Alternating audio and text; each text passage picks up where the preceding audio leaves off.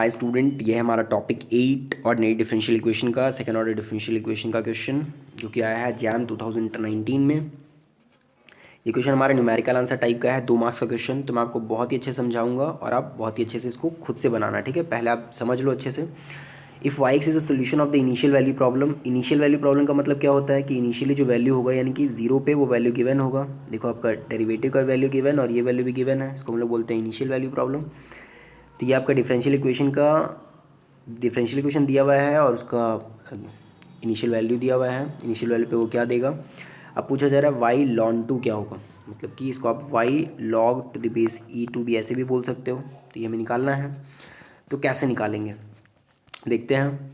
तो ये हमारा डिफरेंशियल इक्वेशन, इसका ऑक्सिलरी इक्वेशन क्या होगा, पहले इसको सॉल्व करते हैं।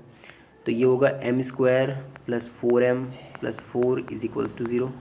इसको अगर सॉल्व करेंगे तो क्या लिखेंगे, m प्लस 2 का होल स्क्वायर इक्वल्स टू 0, यानी कि m का वैल्यू क्या आ जाएगा, 2 आएगा, -2 और -2। तो ये दो वैल्यूज़ आ गए हमारे m के।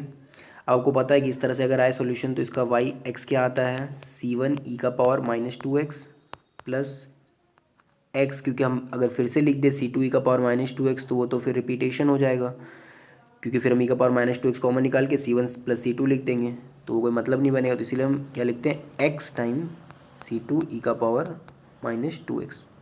ये हम ऐसा लिखते हैं ताकि ये थोड़ा डिफरेंट हो, ठीक है। और ये ऑलरेडी मैंने अपने बेसिक लेक्चर्स में बताया है, ये सब की ऐसे लिखते हैं सॉल्यूशंस को। तो मैं यहाँ पे डायरेक्ट यूज़ कर रहा हूँ। आपका कंडीशन क्या है, y 0 पे 2। तो y जैसे हम 0 पुट करेंगे तो यहाँ पे क्या आएगा वैल्यू, y 0, यानी कि यहाँ पे ये 0 हो जाएगा तो c1 बचेगा सिर्फ। और यहाँ पे 0 पुट करेंगे तो ये ख़त्म, यानी कि इसका वैल्यू दिया हुआ है हमें y 0 पे 2, यानी कि c1 का वैल्यू 2 आ गया। फिर नेक्स्ट हमारा दिया हुआ है dy/dx, यानी कि हमें इसे डेरिवेट करना है। तो y डैश कितना आएगा, तो ये 2 बाहर में और ये ऊपर -2, यानी कि -2e⁻²x। और फिर यहाँ पे जब हम इसे डेरिवेट करेंगे तो x को एज इट इज़ लिखेंगे और c2e⁻²x का क्या हो जाएगा, -2e⁻²x। और जब इसे डेरिवेट करेंगे तो इसको x को डेरिवेट करेंगे तो 1 और प्लस c2e⁻²x बचेगा।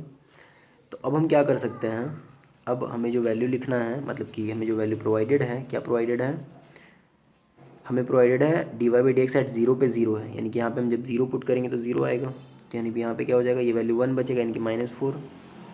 और फिर प्लस ये 0 पे तो ख़त्म हो जाएगा, यहाँ पे 0 पुट करेंगे तो 1, यानी कि c2 बचेगा। तो हमारा c2 का वैल्यू जो आएगा वो आ जाएगा 4, ठीक है।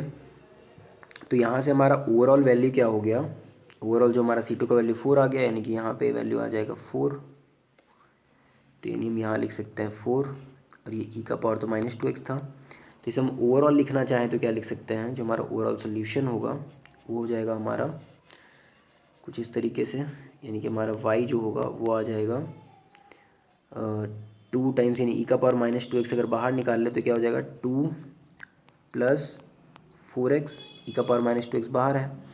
तो ये हमारा हो जाएगा e का पावर -2x और 2 प्लस 4x हमारा फाइनल सोल्यूशन। लेकिन हमें तो निकालना है y ln 2 का वैल्यू, यानी x की जगह पे हमें क्या पुट करना पड़ेगा, ln 2, ठीक है। इसको नेचुरल लॉग भी बोलते हैं तो ln 2 भी बोलते हैं।